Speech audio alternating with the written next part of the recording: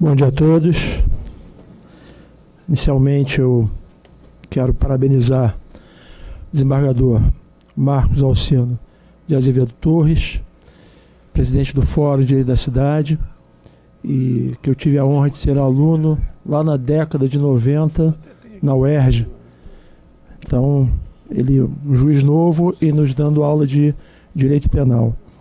Quero cumprimentar também a professora Vânia, do Programa de Pós-Graduação em Direito da Cidade, da UERJ, aos meus colegas do PPGD, Paulo Horner, professor Márcio Fortes e a professora Paula Vergueiro, a quem me sucederão aqui na exposição. Eu quis fazer uma abordagem sobre mega-eventos e o impacto na microeconomia da urbe. E eu pretendo aqui trazer uma reflexão sobre qual foi o legado desses mega eventos ocorridos no Brasil, em especial na cidade do Rio de Janeiro. Se eu fizer uma pergunta, quem aqui efetivamente percebeu uma melhora na vida, na sua localidade onde reside, em razão desses mega eventos? Alguém aqui pode levantar o... Mora na Zona Sul? Tá. Sim. Então perceba, a ideia que se tem quando se fala em mega eventos é que aspecto econômico. Isso vai trazer uma benfeitoria absurda para o país e para a cidade anfitriã. Essa é a primeira sensação que nós temos. Mas isso não corresponde muito à verdade.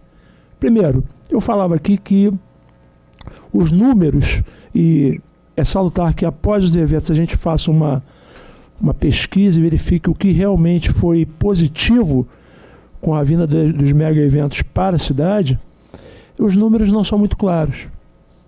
E aí eu vou copiar o pessoal da economia, o professor Márcio Fortes da economia.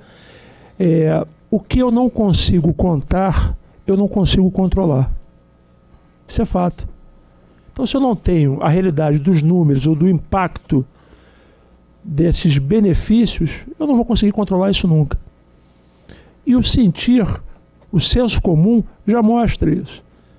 Percebam que, num passeio pela cidade do Rio de Janeiro, os senhores e as senhoras encontrarão diversos equipamentos olímpicos abandonados, gerando despesa para a cidade.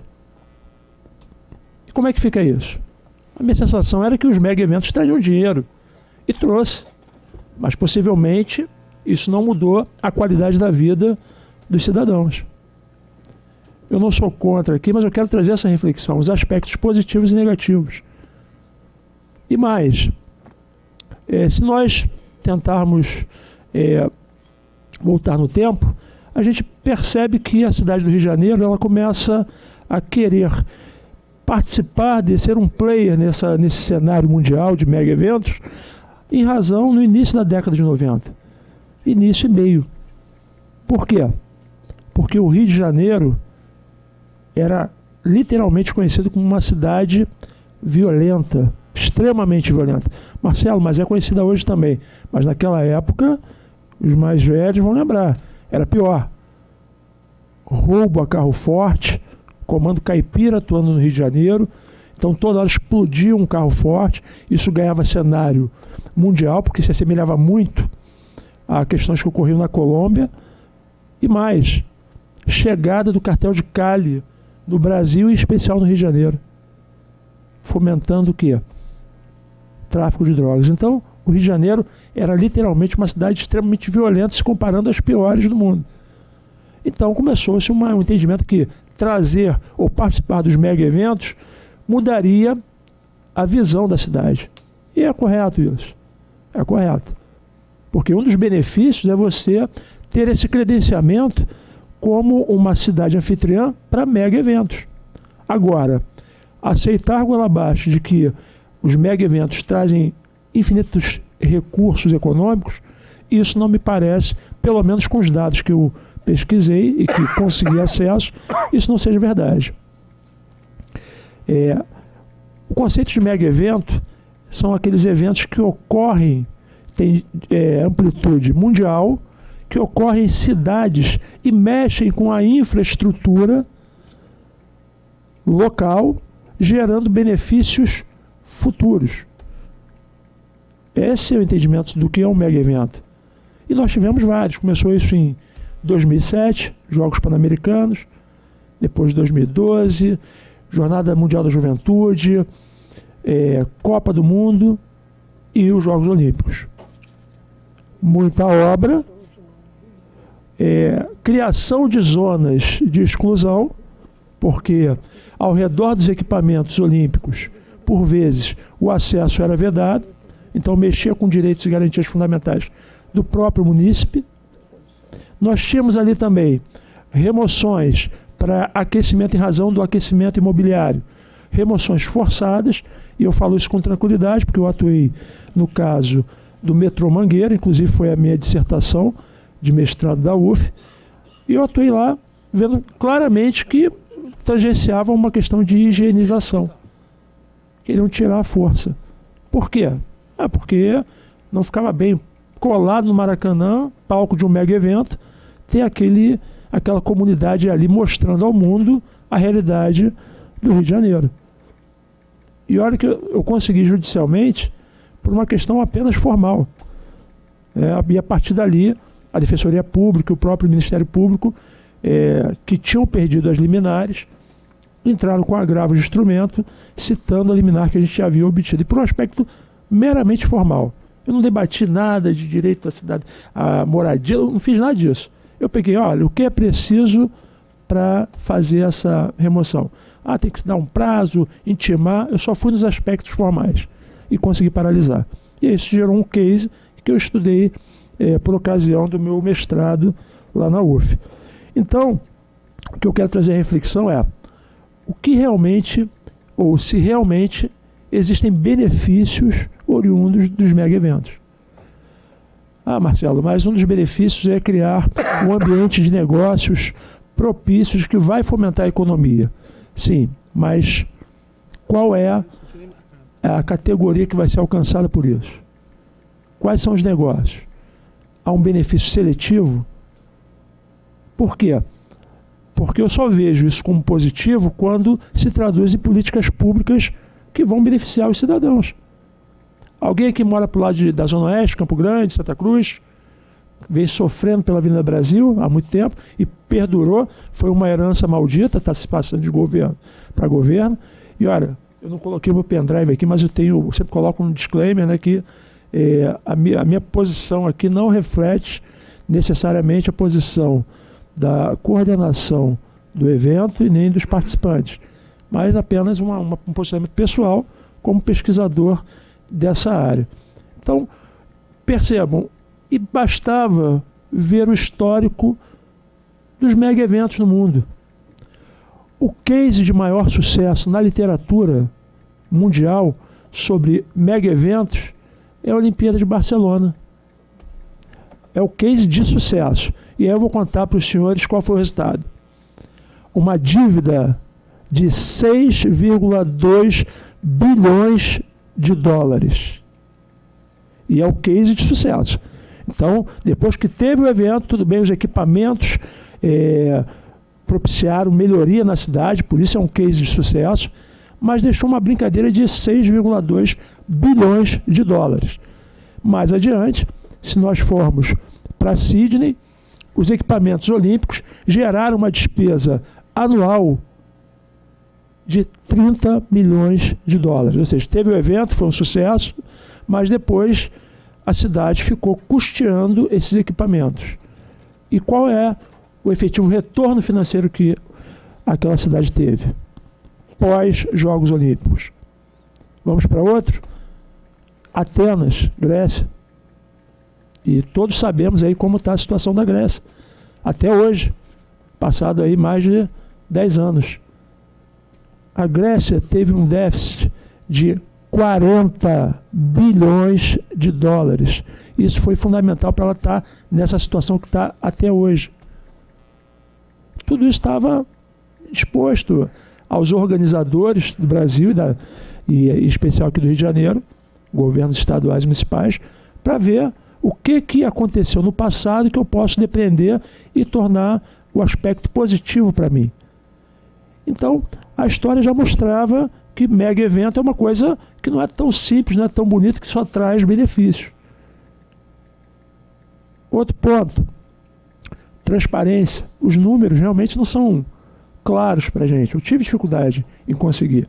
Sei que, por ocasião dos Jogos Olímpicos, a Prefeitura criou uma faixa de 8 mil empregos temporários, salário de R$ 1.500, alguma coisa assim, dando um curso de inglês para servidores aposentados, ex-servidores, enfim. Foi uma geração de empregos para o evento. Agora, nós temos isso contabilizado. E mais, nós modificamos a legislação. E olha, eu falo isso com tranquilidade, porque o meu maior desafio e o que eu estou investigando na minha tese de doutorado é esse aspecto do princípio da legalidade, que os senhores e as senhoras, todos nós aprendemos na faculdade, e falar princípio da legalidade estrito, o administrador só pode fazer o que a lei autoriza. Enfim, vai administrar uma cidade, um governo, um país, levando isso a ferro e fogo. Então a nossa concepção de princípio da legalidade, ela tem que ser revista, tem que ser revisitada. Porque não há como gerir a coisa com eficácia ou com eficiência, que é um princípio constitucional, apenas dizendo que só posso fazer o que está na lei, como se fosse um autômata. Então a gente tem que pensar nisso. Então, eu vou fazer essa crítica, mas eu vejo até com alguns relativo bons olhos, né? Para o evento foram criadas normas jurídicas específicas para facilitar o ambiente de negócio. Bom, porque a máquina do Estado é pesada. A máquina, para se desenvolver, é complicada. Então, se facilitou, olha, vamos flexibilizar algumas legislações para que a gente possa tornar esse ambiente de negócio viável. O problema todo é que não houve participação ou esclarecimento ao povo e nós tivemos verdadeiras pérolas. Por exemplo, o comércio fomentado, a microeconomia fomentada nesses eventos foi excelente para os outros, não para o Brasil. Excelente para eles. Criamos ali o regime diferenciado de contratações, lembra do RDC? Né? Pacífico isso. Especificamente para facilitar o ambiente de negócio. Excelente para eles, não para o Brasil. Então, qual foi o resultado disso? Qual foi o preço? Para que nós nos habilitemos na agenda mundial de eventos, tudo bem, é um aspecto positivo, sim.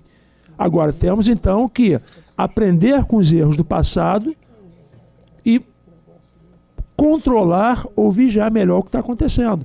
A participação, conforme dito, foi pequena. Algumas ONGs tentando interagir, obter informações, mas sem sucesso. Na verdade, o que se teve mais, e aí eu falo com experiência de campo, foi um combate para evitar as remoções forçadas.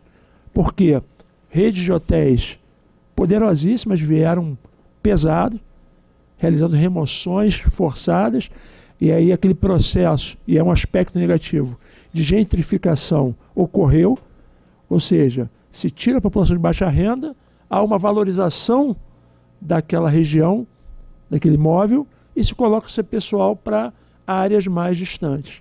Era o que se queria fazer na época do metrô Mangueira. Então, penso que o Rio de Janeiro tem essa vocação turística, penso que é salutar. Agora, precisamos fazer o dever de casa. Como nós vamos controlar e observar de forma contundente os mega eventos? Temos aí, e o nosso amigo ali falou, o benefício do metrô, sensacional. Sensacional. Mas parou no meio do caminho. A Avenida Brasil está até hoje em obra, e não sei quando acaba. Os equipamentos olímpicos ali de Deodoro, abandonados. No Recreio, idem. Ah, mas o governo federal ficou de dar uma ajuda, realmente deu, e a prefeitura devolveu alguns equipamentos. Mas outros equipamentos continuam sob a responsabilidade da municipalidade. E aí eu falo e o professor Marcos Alexandre foi muito feliz falando nisso. Esse tema, para nós que vivemos na urbe, na cidade, é extremamente importante. Isso aqui tinha que estar lotado com os nossos agentes políticos, para eles terem uma visão, ouvirem o que nós, pesquisadores e atuantes beneficiários dos mega eventos, o que nós pensamos e o que nós sentimos. Porque senão eles vão continuar agindo como se não tivessem que prestar contas a ninguém. E aí a gente precisa, de alguma forma, começar a fiscalizar, a obstaculizar, por ações judiciais, por manifestações ordeiras, enfim, a expressão da cidadania. O que não dá é ter esses equipamentos abandonados, a prefeitura tendo um gasto absurdo, que também não se revela, para manter isso minimamente estruturado e não se deteriorar com o tempo. Porque é vergonhoso. Então nós criamos o benefício principal de equipamentos, o chamado legado dos mega eventos, isso é uma balela. Está tudo destruído. E o que se tem de políticas públicas que seria a rede de transporte integrada, isso não acontece. Isso não acontece. Então, dentro da literatura que se fala de legado para as cidades, o que se tem é isso e nós não recebemos. Não nos foi entregue. E agora o pessoal fala, Marcelo, mas qual seria a solução para isso?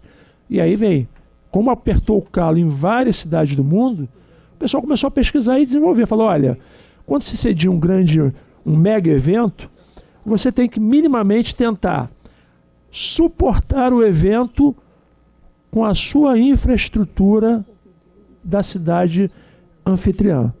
Mas, Marcelo, é muito ruim. Não, mas você tem pelo menos começar a fazer melhorias na sua infraestrutura para receber esse evento. E não ficar se criando, feito um louco, estádios, arenas, que não vão ser utilizadas. Lá no Recreio se falou que ia se transformar em escola. 3 foram desativadas e devolvidas para o governo federal. Uma está se tentando fomentar lá a escola, que eu não sei se está efetivamente funcionando. Então, volto a dizer, a vocação do Brasil, sim, é uma vocação turística. O governador é mais empolgado, ele fala que o turismo é o petróleo do Brasil, é o petróleo do Rio de Janeiro. Eu também sou um entusiasta disso. Agora, a gente tem que saber como conduzir isso. Como é que nós vamos efetivamente converter isso em benefício para a cidade? Quer seja com o governo arrecadando mais, e os senhores sabem, devem se recordar, que houve algumas isenções tributárias para os mega eventos. Então, nem tributos o Estado arrecadou. O preço foi muito alto, gente. O preço de nós entrarmos na agenda mundial foi muito alto. Então, esperamos o quê? Que na próxima a gente já tem os equipamentos que estão sendo deteriorados. A gente vai lucrar? Eu não acredito, porque a gente não está conseguindo nem manter os equipamentos. Então, é uma reflexão que eu quero trazer a todos. Conforme falei aqui, entendo até que o conceito de mega eventos poderia ser mais flexibilizado.